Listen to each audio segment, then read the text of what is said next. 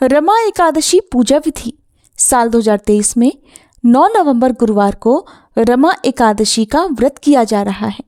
ये कार्तिक मास के कृष्ण पक्ष को हर साल आती है। एकादशी का व्रत भगवान विष्णु को समर्पित है।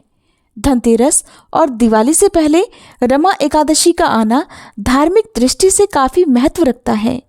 इस व्रत को रखने से सुख सौभाग्य की प्राप्ति होती है और सभी मनोकामनाएं पूरी होती हैं। साथ ही सभी तरह के पाप से मुक्ति मिलती है और इस व्रत को करने से महालक्ष्मी की भी विशेष कृपा प्राप्त होती है। आइए जानते हैं रमा एकादशी का पूजा मुहूर्त और महत्व। चातुर्मास की ये अंतिम एकादशी मानी जाती है। रमा एकादशी के बाद देव उठनी एकादशी आती है और चातुर्मास का अंत हो जाता है। साथ ही दिवाली से पहले रमा एकादशी के दिन माता लक्ष्मी की पूजा करने का सबसे अच्छा मुहूर्त माना जाता है और इस दिन के उपवास से ही माता लक्ष्मी की आराधना शुरू हो जाती है, जो दिवाली पूजन तक चलती है। माता लक्ष्मी को रमा भी कहा जाता है, इसलिए कार्तिक मास की इस एकादशी को भगवान विष्णु के साथ माता लक्ष्मी की भी पूजा करनी चाहिए। शास्त्रों के अनुसार माँ लक्ष्मी के नाम पर ही इस एकादशी को रमा एकादशी कहा जाता है। इस व्रत के करने से माँ लक्ष्मी जी का भी आशीर्वाद प्राप्त होता है, जिससे घर में सुख समृद्धि का वास होगा। एकादशी को पुण्य कार्य करने के लिए बहुत महत्वपूर्ण माना जाता है। भगवान विष्णु को सभी व्रतों में एकादशी सबसे प्रिय है और रमा एकादशी पर भगवान विष्णु और माता लक्ष्मी की साथ पूजन करने से इसका महत्व और भी बढ़ जाता है। पद्म पुराण में बताया गया है कि जो भी भक्त सच्चे मन से रमा एकादशी का उपवास रखता है, उसे वैकुंठ धाम की प्राप्ति होती है और सभी समस्याओं से मुक्ति भी मिलती है। पुरातन ग्रंथों में बताया गया है कि भगवान कृष्ण ने रमा एकादशी के बारे में धर्मराज युधिष्ठिर से कहा था कि इस एकादशी का सच्चे मन से व्रत करने से वाजपेयी यज्ञ के बराबर फल मिलता है। रमा एकादशी व्रत पूजा विधि। रमा एकादशी का व्रत दशमी तिथि की संध्या से ही शुरू हो जाता है। इस दिन सूर्यास्त से पहले भोजन कर लेना चाहिए। इसके बाद एकादशी तिथि के दिन ब्रह्म मुहूर्त में उठकर स्नान व ध्यान करने के बाद स्वच्छ वस्त्र धारण करने चाहिए। इसके बाद पूजा की तैयारियां शुरू कर दें और व्रत का संकल्प लें। इसके बाद भगवान विष्णु की मूर्ति या तस्वीर पर गंगा जल से छिड़काव करें और चंदन से टीका करें। इसके बाद देसी घी का दीपक जलाएं और फूलों से मंदिर को सजाएं।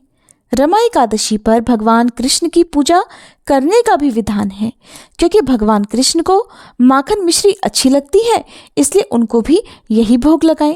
धूप दीप से भगवान की पूजा करने के बाद विष्णु सहस्त्र नाम का पाठ करना उत्तम रहेगा। इसके बाद तुलसी पूजन करें। दिन भर मन को शांत रखकर भगवान का स्मरण करते रहें और गीता पाठ भी करते रहें। शाम के समय श्री कृष्ण और भगवान विष्णु की फिर से पूजा करें और भोग लगाएं। इसके बाद भोग को सभी में बांट दें। अगले दिन पूजा पाठ और दान दक्षिणा देकर ब्राह्मणों को घर पर बुलाकर भोजन करवाएं और फिर खुद पारण करें। रमा एकादशी व्रत कथा। एक समय की बात है कि मुचुकुंद नाम का एक सत्यवादी तथा विष्णु भक्त राजा था। राजा ने अपनी प्यारी सी बेटी चंद्रभागा का विवाह राजा चंद्रसेन के पुत्र शोभन से किया था। राजा मुचुकुंद एकादशी का व्रत विधिवत तरीके से करता है। इतना ही नहीं, उसकी प्रजा भी एकादशी के नियमों का अच्छी तरह से पालन करती थी। एक बार कार्तिक मास के दौरान शोभन ससुराल आया। उस दिन रमा एकादशी का व्रत था। राजा ने घोषणा कर दी कि सभी लोग रमा एकादशी का व्रत नियम पूर्वक करें। राजा की पुत्री चंद्रभागा को लगा कि ऐसे में उसके पति को अधिक पीड़ा होगी, क्योंकि वह कमजोर हृदय का है। जब शोभन ने राजा का आदेश सुना तो पत्नी के पास आया और इस व्रत से बचने का उपाय पूछा। उसने कहा कि ये व्रत करने से वह मर जाएगा। इस पर चंद्रभागा ने कहा कि इस राज्य में रमा एकादशी के दिन कोई भोजन नहीं करता है। यदि आप व्रत नहीं कर सकते हैं तो दूसरी जगह चले जाएं। इस पर शोभन ने कहा कि वह मर जाएगा लेकिन दूसरी जगह नहीं जाएगा, वह व्रत करेगा।